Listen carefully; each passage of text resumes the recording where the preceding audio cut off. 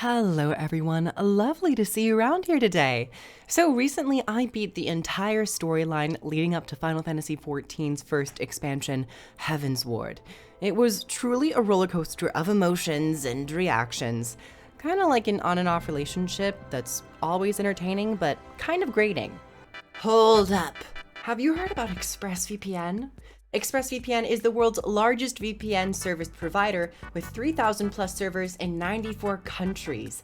Access content anywhere without geo restrictions for services such as Disney+, Hulu, HBO Max, and even Netflix. Using the links below, unlock your internet experience using ExpressVPN today. So today I'm going to be going over my overall impressions of Reborn's core story and also the Seventh Astral storyline, and just kind of summarize how the beginning newer player experience is. Let's start where everyone has to start, the beginning. The early game experience is nothing out of the ordinary for an MMO, but it surely does feel slow when you compare it to other MMOs on the market, where you either level fairly quickly or are able to push ahead to more modern zones to experience the new story and gameplay experience. Speaking of early game, combat is also a real pain to get through. Now, I am also leveling and maining a white mage, so that might have had something to do with it when it comes to the engagement of leveling and combat.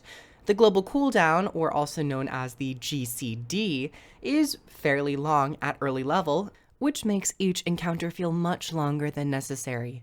Some might point out that I should expect this as I play a healer and all, but I feel that people who play healers are way too submissive when it comes to this argument.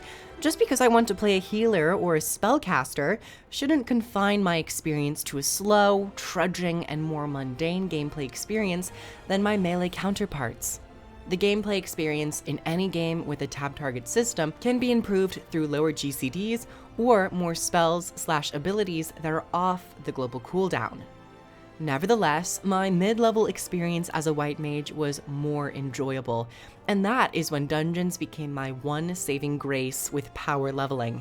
At, I would say, around level 30, more abilities opened up to me, and a few of them were off the global cooldown, so it allowed me to weave in more abilities than would otherwise be possible. This elevated my experience, and I began to see how the tab targeting combat of Final Fantasy XIV can be rather satisfying and interesting. Now, getting to the end of A Realm Reborn's story and into the Seventh Astral era quests, the story kinda after the vanilla game and before the expansion, this is where I really understood the quality of the game that is Final Fantasy XIV. And to note, you might be wondering why I wasn't talking about early/mid-level story. Well, that's kind of because it's not really worth my time. But the higher level story, that is what made me really slow down during those story quests and take the time to understand as much of the narrative as possible. The voice acting became much more frequent, the cutscenes were more dynamic with action and loss, and overall the game started to reflect all the good reviews I have heard from my friends and beyond.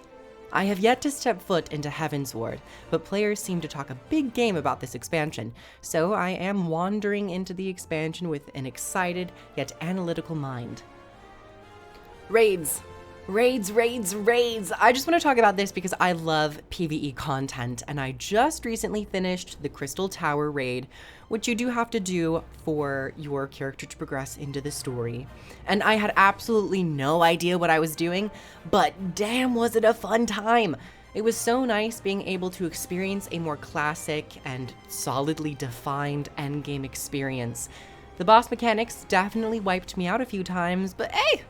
It was very enjoyable, and the queue times were kind of surprising. In a good way, of course. I was expecting the queue times for these raids to be fairly long, but I was really only waiting around for maybe 4, 5, 6 minutes as a healer, and considering this is core vanilla game content, I was very pleasantly surprised to see that it was pretty easy to get into. PvP.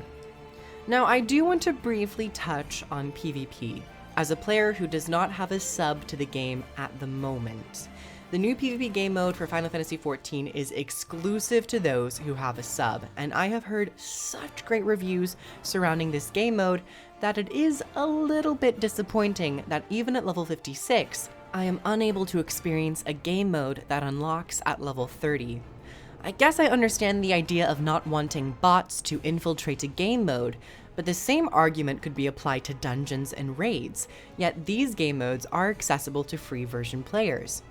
These remarks may be seen as out of touch from veteran players who are subbed to the game, but I guess I just feel a little bit bad for those players who are more competitively minded and want to try it out to see if they like it without that commitment, but are currently unable to, because subscription stuff.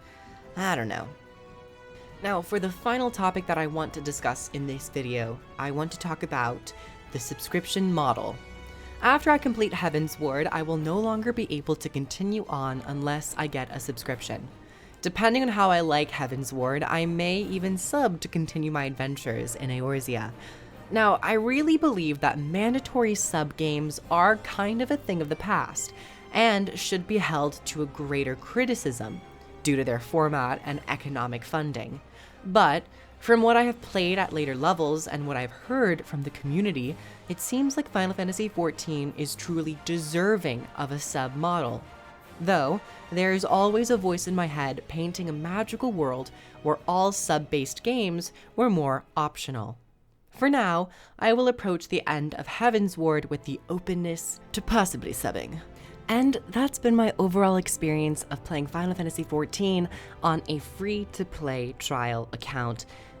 Not much of a trial anymore, it used to be more so, but now, if you're interested in trying out Final Fantasy XIV, you can play the entire base game and also the very first expansion, Heavensward, for free.